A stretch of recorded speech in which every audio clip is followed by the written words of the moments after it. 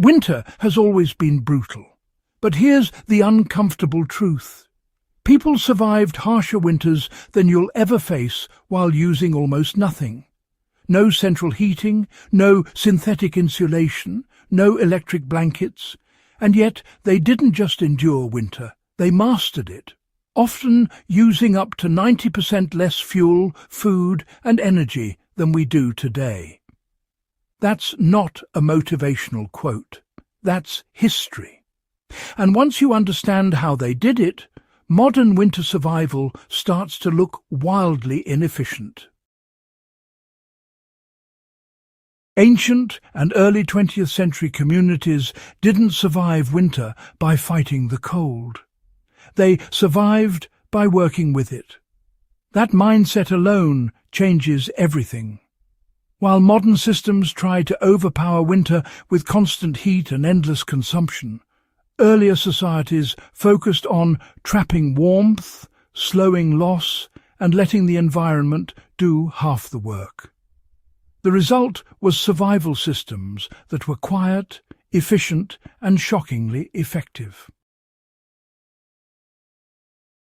The biggest mistake we make today is assuming warmth comes from heat. Historically, warmth came from insulation and design. Heat was precious. Firewood took time, labor, and calories to gather. Coal had to be mined, hauled, and rationed. So people learned to treat heat like gold. Instead of heating entire buildings, they heated people. Instead of warming empty space, they shrank their living zones. Winter homes became smaller, tighter, and smarter. In medieval Europe, Arctic regions, and parts of Asia, winter living spaces were deliberately compact. Large rooms were abandoned during cold months. Families moved into single-heated chambers where walls were thick, ceilings were low, and air movement was minimal. This wasn't poverty. It was strategy. A smaller volume of air requires dramatically less energy to keep warm, and once heated, it holds warmth longer. Modern open-plan homes look impressive, but in winter they are heat-leaking machines. Here's where things get clever. Earlier, societies understood that heat rises, but they also understood how to stop it from escaping. Thick walls made from stone, earth, sod, or packed clay acted as thermal batteries. During the day, even weak sunlight or body heat slowly warmed these materials. At night, that heat was released back into the room. This passive thermal storage meant fires didn't need to burn constantly. One controlled burn could provide warmth for hours. The Roman Hippocrates system is often remembered as luxury heating, but its real genius was efficiency. Heat from a single fire was circulated under floors and through walls before exiting, extracting maximum value from every piece of fuel. Centuries later, masonry stoves across Eastern Europe and Scandinavia perfected this idea. These massive stoves were fired once or twice a day. The stone absorbed the heat, then radiated warmth slowly for 12 to 24 hours. No constant feeding, no wasted energy, just patience and physics. Now let's talk about clothing, because this is where modern survival thinking often collapses. Today, people rely on high-tech fabrics and still feel cold. Historically, people layered intelligently, using natural materials that worked with the body. Wool wasn't just common, it was essential. Wool insulates even when damp, traps air efficiently, and regulates temperature without overheating. Linen and wool combinations allowed moisture to escape while keeping warmth close to the skin. But the real secret wasn't just materials, it was coverage. People covered everything. Heads, necks, wrists, ankles. Heat loss through extremities was well understood long before thermometers existed. Nightcaps weren't fashion statements. They prevented massive heat loss during sleep. Even indoors, people stayed layered.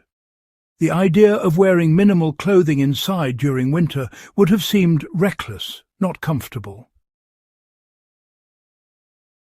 Sleeping strategies were another masterclass in efficiency. Instead of heating bedrooms all night, people insulated the bed itself.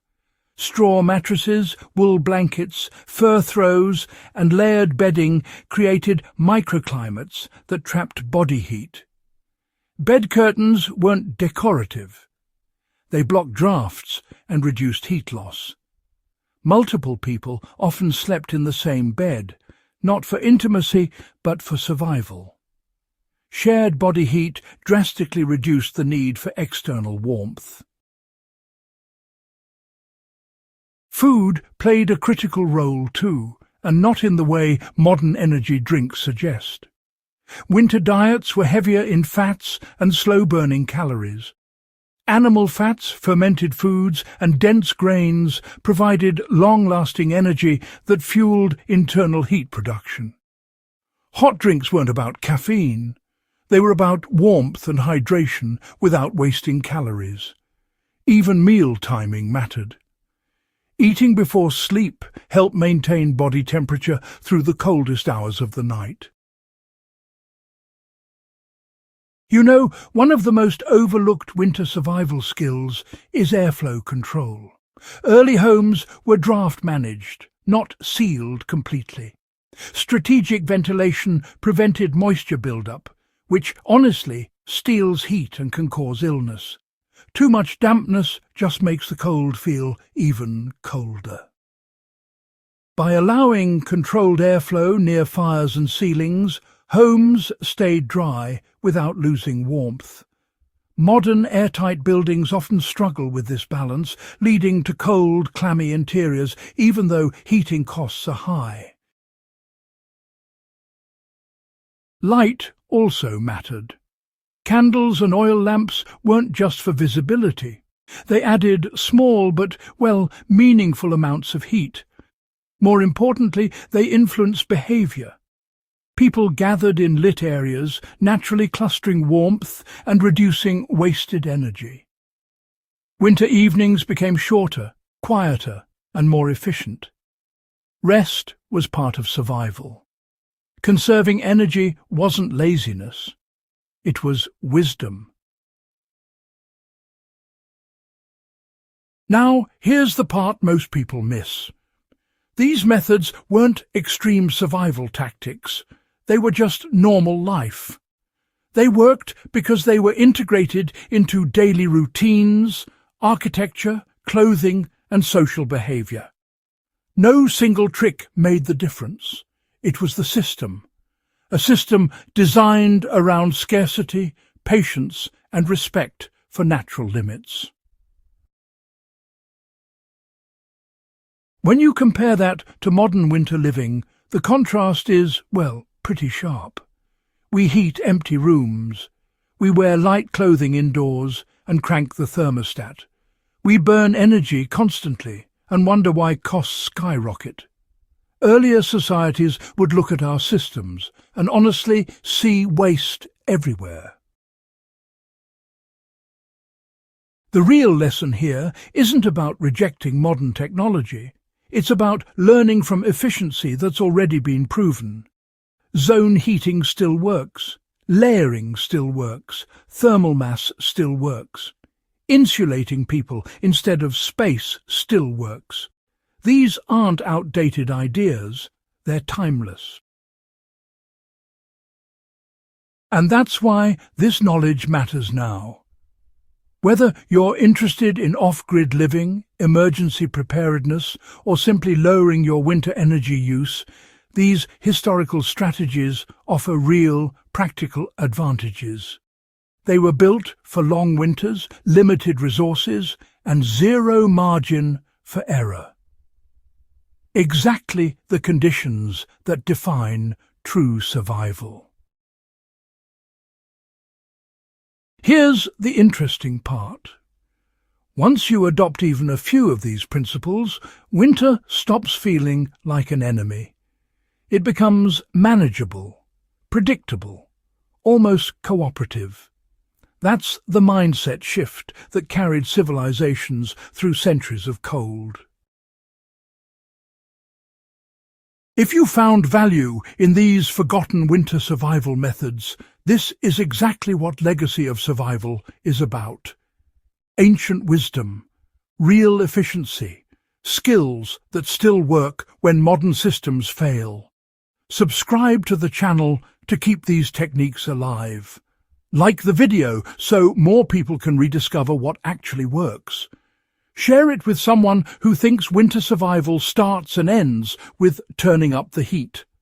And stay curious, because the past still has a lot to teach us, especially when the temperature drops.